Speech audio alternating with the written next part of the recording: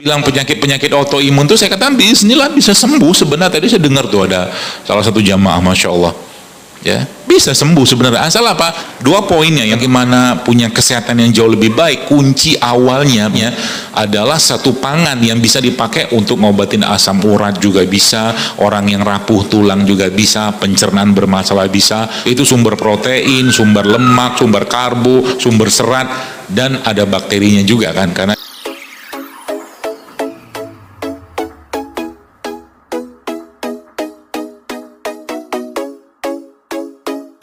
akar masalahnya kalau kita bicara manusia kita ini yang nggak jauh-jauh dari urusan perut sebenarnya, nggak jauh-jauh itu.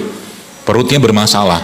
Nah, perut bermasalah ini nanti masalahnya di mana sebenarnya? Ada banyak masalahnya, ya.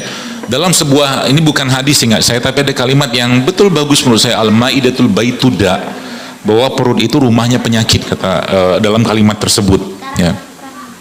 Nah, memang kuncinya di situ, ya. Dan masalah-masalah besar dalam kesehatan di zaman sekarang itu nggak jauh-jauh dari urusan perut, nggak jauh-jauh, ya. Tapi Islam lagi-lagi memberi solusi untuk itu semua. Makanya kalau saya boleh sampaikan apa solusi Islam berkaitan dengan penyakit-penyakit kronik degeneratif zaman sekarang ini, maka jawaban saya paling gampang itu puasa. Paling gampang puasa. Anda mau cerita apa? Kolesterol, puasa. Darah tinggi, puasa. Karena puasa itu salah satunya bukan cuman yang terjadi itu sistem kita itu katakanlah di reset sama Allah, di reassemble lagi sama Allah, tapi semua tuh kayak di apa ya, terutama puasa Ramadan ya, itu di setting luar biasa sehingga dia kan, kalau bahasa hadisnya sehingga saya itu juga Nabi katakan seperti bayi baru lahir kan. Bayi itu kan semua sistem masih bagus kalau bener ya ibunya gitu loh. Maka kalau ini kita aplikasikan dalam kehidupan kita, itu masya Allah efeknya kan luar biasa. Nah, urusan apa dengan perut ini Bapak sekalian? Karena memang apa? Pertama begini, kalau kita bicara perut atau pencernaan kita ini Bapak sekalian, di situ bercokol banyak sekali makhluk dalam perut kita ini. Makhluk yang paling banyak itu namanya bakteri, ya, bakteri. Ya, tadi saya ngelihat ada satu video itu.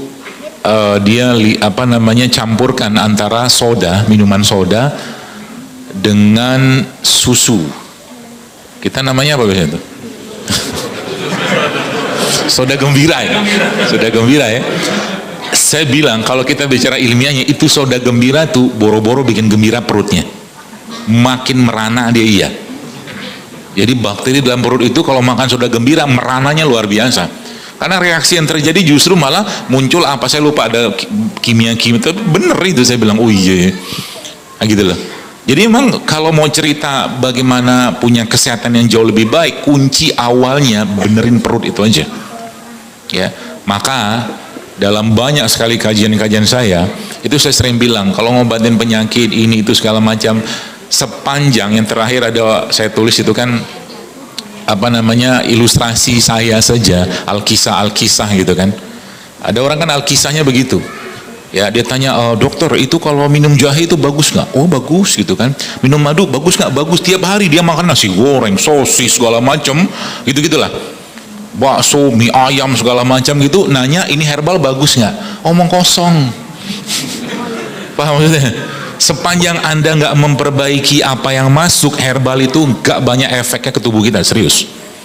Ya, makanya lagi-lagi nggak heran kalau orang yang sudah membiasakan dengan makanan sehat, sedikit masuk ke tubuhnya yang nggak sehat, bereaksi tubuhnya.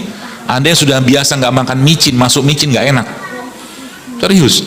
Atau yang sudah biasa atau sudah meninggalkan gula gitu ya, maka ketika masuk gula malah lemes badannya. Itu udah menjadi bukan rahasia umum lagi, udah pada tahu semua kayak begitu. Artinya apa? Mereka ini baru bisa bekerja dengan optimal kalau apa? Kalau secara umum ekosistem dalam perut kita itu bagus, ya, ekosistemnya bagus. Apa ekosistemnya? Bakterinya di sana mereka bahagia, riang gembira, ya. Kenapa saya katakan begitu? Karena 80-90% atau 70-80% hormon kebahagiaan kita itu yang bikin mereka, yang mereka sebut atau dunia kedokteran atau dunia pengetahuan sekarang menyebutnya gut brain axis, GBA, hubungan antara gut, usus kita sama otak. Ya, jadi yang produksi itu mereka. Kalau bahan baku yang masuk ke sini bermasalah, ini juga konslet. Ya, maka kalau saya bilang penyakit autoimun itu, saya katakan bismillah bisa sembuh. Sebenarnya tadi saya dengar tuh ada salah satu jamaah, masya Allah, ya bisa sembuh sebenarnya. Asal apa? Mereka diajak komunikasi, diajak ngobrol, ya kasih makan yang benar. Ya, contoh begini, gimana mereka nggak benar, bapak sekalian? Anda bayangkan tiap hari yang masuk gula lagi. Salah satu contohnya begitu. Ya, gula lagi, gula olahan. Ya, terutama dari gula pasir. Ya, sekarang bahkan nggak ada gula pasir, pakai gula buatan lagi, lebih parah lagi. Ya, akhirnya apa? Nggak ada senang-senangnya tuh hidup gitu kan, nggak ada mood-moodnya, wajahnya nggak ada ceria-cerianya.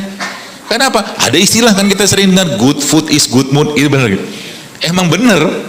Dan di zaman Nabi pun itu sudah ada sebenarnya. Kalau Anda baca tentang hadisnya talbinah itu kan tepung gandum. Ya, tepung gandum. Itu Nabi mengatakan dalam hadis Bukhari itu, kata Nabi SAW apa? Kata Nabi, Rasulullah bersabda bahwa talbinah itu bisa menghilangkan sebagian kesedihan dan memberikan keceriaan atau kebahagiaan. Kok bisa makanan kayak begitu? Karena apa? Karena sewaktu kalau kita baca talbinah itu isinya apa? Semuanya dominasinya adalah serat-serat yang menjadi makanannya mereka.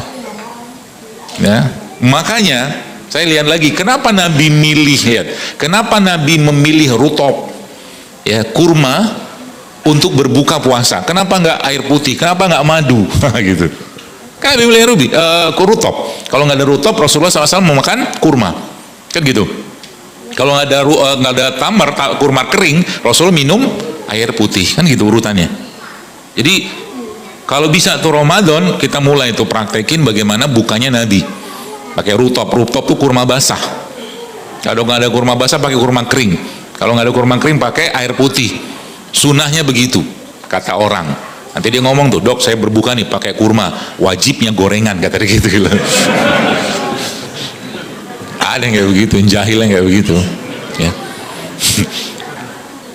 Makan aja nggak apa-apa, silakan, nggak ada yang larang, halal-halal saja. Tapi lihat nanti maghribnya, tarawihnya, paling turun sebentar itu mata, nggak lama tuh turunnya. Kadang-kadang orang sudah salam dia masih sujud, saking lama sujud. Ya, kapan lagi kalau Ramadan tidak kita gunakan sebagai bulan untuk bersih-bersih badan, baik bersih raga, bersih jasad kita dan bersih hati kita, kapan lagi loh? 1 bulan penuh diberikan kesempatan luar biasa oleh Allah untuk bersih-bersih loh. Artinya kalau 1 bulan penuh gaya makan kita sama kayak 11 bulan, rugi banget kita menurut saya. Kalau kita bahasnya tentang makanan lah ya. Kalau ibadah segala macam saya kira mungkin sudah paham sendirilah. Ya, rugi banget gitu lah. Baik, kita kembali ke pencernaan tadi Bapak sekalian. Maka 2 poinnya yang mungkin saya akan jelaskan kepada Anda pada malam hari ini. Ya, berkaitan dengan si pencernaan tadi itu. Ya, apa saja isi mereka itu? Pertama bahan bakunya. Jadi bahan baku itu terbuat dari apa yang membuat mereka tuh bahagia, senang segala macam. Ya, ada beberapa jenis bahan baku itu yang kita sebut dengan serat namanya. Ya, serat. Nah, serat itu ada namanya short chain fatty acid ya, atau macam-macam lah. Ada lagi beberapa jenis asam lemak rantai pendek, asam lemak rantai panjang gitu-gitulah. Dan salah satu sumber terbaiknya si asam lemak ini atau mungkin rantai pendeknya itu adalah kurma tadi itu. Makanya Nabi menggunakan frase atau kata kebahagiaan ketika orang berbuka puasa. Ada kata itu Nabi buat, bahwa kebahagiaan orang yang berpuasa itu ada 2 saat dia berbuka. Wah, pas banget menurut saya kalau ketemu dengan kurma menurut saya gitu kan. Karena kurma itu salah satu bahan bakunya atau serat yang luar biasa yang diperlukan atau diinginkan atau mungkin menjadi bahan makanannya bakteri yang ada pada pencernaan kita itu. Itu kurma. Pertanyaannya kalau nggak ada kurma apa? Banyak lagi yang lain. Ya, beberapa yang saya baca itu bahkan luar biasa ya, termasuk nanti saya kasih ide bikin makanan. Jadi ternyata beberapa jenis makanan itu bisa meningkatkan aktivitas makrofag. Makrofag itu sel imun lah yang memakan sel-sel radang gitu-gitu dalam tubuh kita. Dan itu ada 2 yang bagus itu. Ya, yang disebutkan saya baca dalam buku itu, ya. Yang pertama tuh bengkoang. Ya, yang kedua ubi jalar. Oke, susah makannya kan? Kasih yogurt. Tapi yogurtnya yang plain, jangan pakai gula. Jadi kalau mulai latihan Ramadan, bilang sama suami, bilang sama istri, Ramadan kali ini tidak ada gula di antara kita. Gitu. Jadi nanti masjid bikin takjilnya dari wedang-wedang aja semua, rempah-rempah, air apa segala macam, termasuk air kelapa ini juga bisa kan jadi air. Saya kira mungkin jauh lebih murah beli air kelapa daripada beli sirup, serius. Orang air kelapa tua, nggak usah muda lah, nggak usah muda, yang tua aja, kan dibuang tuh. Kalau Anda baca penelitiannya, datanya, air kelapa tua itu adalah air isotonik terbaik dan tidak akan bisa digantikan dengan air isotonik manapun yang ada di supermarket, nggak bisa. Air kelapa tua loh. Mudah kan? Bikin air kelapa, jadi kasih tahu sama abang-abang itu gitu kan, apa mas-mas yang jual santan itu, mas jangan dibuang airnya, minum aja itu. Ya, nanti bikin es campur pakai itu. Ya, nggak usah pakai es, campur doang kan berarti kan? Biar nggak dingin. Ya, pakai es boleh lah gitu kan. Isinya apa? Buah-buahan, Anda masukin kurma, Anda masukin lidah buaya, Anda masukin rumput laut, Anda masukin alpukat. Airnya pakai air kelapa, kasih madu, masya Allah, kebayang kan enaknya kayak apa? Dan kenyang itu. Nah itu makanannya mereka gitu loh. Ya, Anda bayangkan kalau seandainya Ramadan kita manfaatkan kayak begitu tuh, ya.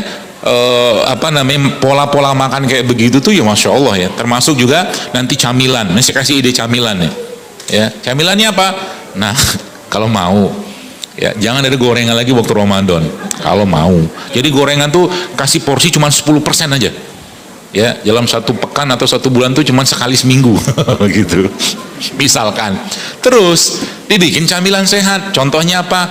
Biar nyocol-nyocol kan. Ini saya kasih idenya, buah-buahan itu udah potong-potong aja kayak rujak gitu. Tapi kalau rujak kan cocol-cocolan, gak usah cocol-cocolan, ya, supaya dia dapat enzim yang tinggi di situ. Maka buah-buahan itu udah potong, macam-macam lah, berbagai warna. Kalau bisa cari buah lokal, cari buah yang tidak masih ada wanginya. Zaman sekarang tuh buah gak ada wangi-wanginya. Anda buka jeruk impor itu, dibuka, dipencet-pencet, nggak ada wangi nih jeruk. Zaman dulu orang coba, Anda buka jeruk zaman dulu, dibuka, gitu kan bau gitu. Ada aroma jeruknya, zaman sekarang tuh nggak ada. Saya kadang-kadang heran, kenapa? Udah rusak, tanahnya udah rusak. Ya, maka kalau tanah ini udah rusak, yang ditanam di situ pun juga nggak akan optimal. Ya, maka ada satu ilmunya guru saya bilang, kan sekarang tuh ada istilah stem cell ya. Stem cell itu kan mahal. Ya, kalau orang misalkan lahiran, kemudian dia punya apa tuh? Ari-ari ya. Ari-ari itu kan biasanya kan dikubur. Ya dengan plus-plus yang lain lah, pakai anunya macam-macam lah gitu kan. Kita nggak bahas itunya lah, ya kubur-kubur aja kalau mau kubur. Tapi kata dia jangan dikubur, atau mungkin kuburnya itu ada caranya supaya nanti kita bisa mendapatkan DNA dari orang tadi, kata dia begitu. Nah gimana caranya? Saya bilang kan dikubur si ari-ari tadi, kubur aja, nggak usah pakai lampu, kubur aja. Nggak ada hubungan, ya. Habis dikubur itu, ya kan lama-lama dia hancur kan, si ari-ari itu kan. Ditanam di situ kunyit, serai, jahe, sehingga nanti kunyit, jahe, serai itu punya DNA-nya orang yang ditanam itu, paham? Haho.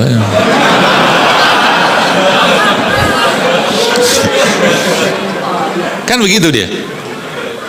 Makanya kita nih kan, DNA kita ini kalau dilacak-lacak ini kan yang paling gampang ngelacak itu kan ada peneliti, ada labnya itu bisa dilacak. Mari kita ini keturunan apa gitu loh, bisa dilacak gitu. Saya ada lihat di YouTube ada orang Jawa Tengah atau Jawa Timur yang dia sekolah di Inggris gitu kan, dia ngetes itu, dia 1 juta atau 2 juta, dia lacak. Oh ternyata jauh banget nenek moyang dia gitu loh. Ya nenek moyang kita kan Nabi Adam yang jelas gitu kan, tinggal keturunannya Qabil atau Habil gitu.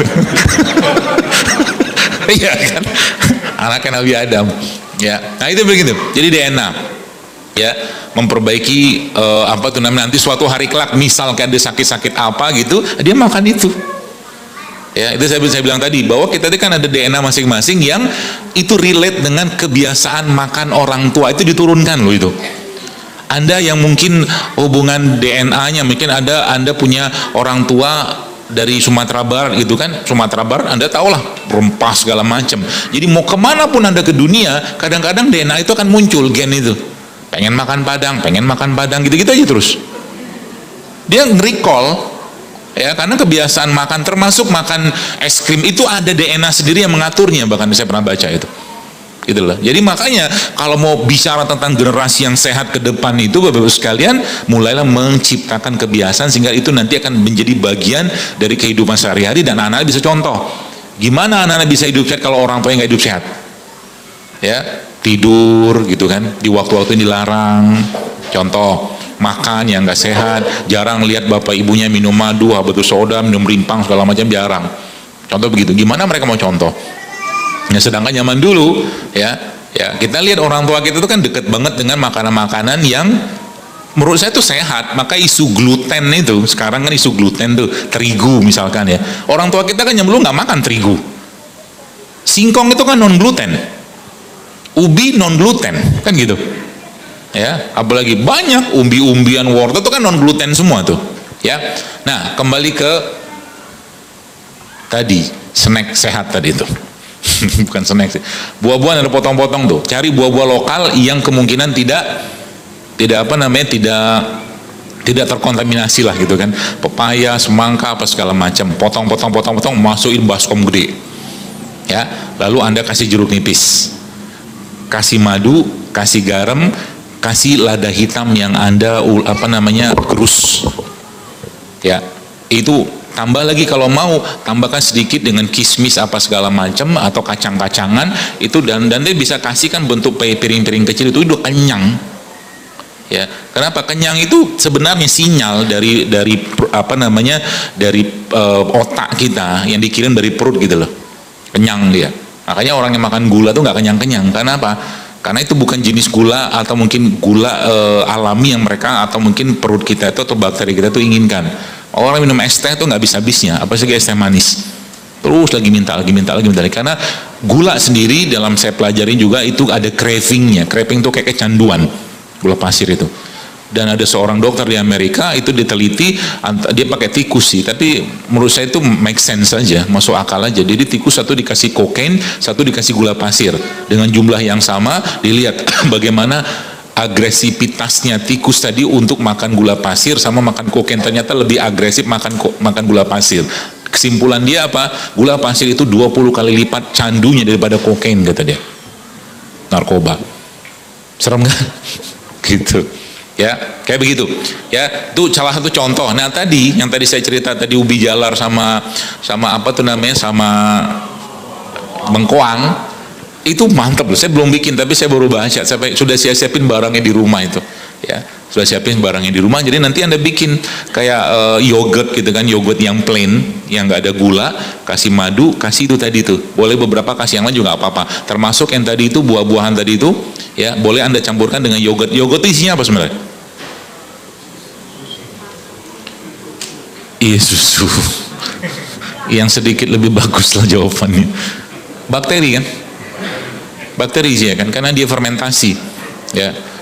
Jadi bakteri yang ada pada yogurt itu adalah bakteri yang sangat familiar dengan kita, lactobacillus, beberapa bifidobacterium segala macam, yang itu kalau dia ketemu makanannya, dia akan menjadi powerful luar biasa ya. Nah, contohnya apa? Ini apa? Oh, daun salam. Pikir sate. Anggaplah ini tempe. Ya. Tempe itu Bapak sekalian, saya baca data-data tentang tempe itu canggihnya luar biasa. Kenapa canggih? Karena bakteri kan ragi itu yang dipakai dan dimasukkan ke dalam kedelai itu kan akhirnya menyebabkan semua kandungan mineral di tempe atau di kedelai itu meningkat semua. Kalsiumnya naik, magnesium naik, kalium naik, semua fosfor naik segala macam. Maka tempe itu sebenarnya adalah satu pangan yang bisa dipakai untuk ngobatin asam urat juga bisa, orang yang rapuh tulang juga bisa, pencernaan bermasalah bisa. Apalagi Anda olah tempenya. Contoh, belum pernah kan bikin jus tempe? Tempenya digoreng dok? Enggak dong, enggak lah. Tempe, karena tempe kan asli sudah matang, kedelainya kan udah direbus, ya kan? Nanti cara yang saya kasih tahu ini coba, kalau mau dicoba nanti bisa coba di rumah tuh. Karena waktu nggak banyak, biasanya kadang-kadang saya demoin, saya tunjukin, rasanya tetap enak. Tempe nggak usah banyak-banyak, kasih air, nanti kasih kurma sedikit, kasih jahe atau kasih madu, tambah kasih garam sedikit. Enaknya minta ampun, masya Allah. Itu sumber protein, sumber lemak, sumber karbo, sumber serat, dan ada bakterinya juga kan, karena dia mengandung, meskipun dia bukan probiotik ya, bukan apa, tapi dia makanan fermentasi. Itu cobain nanti tuh tempe.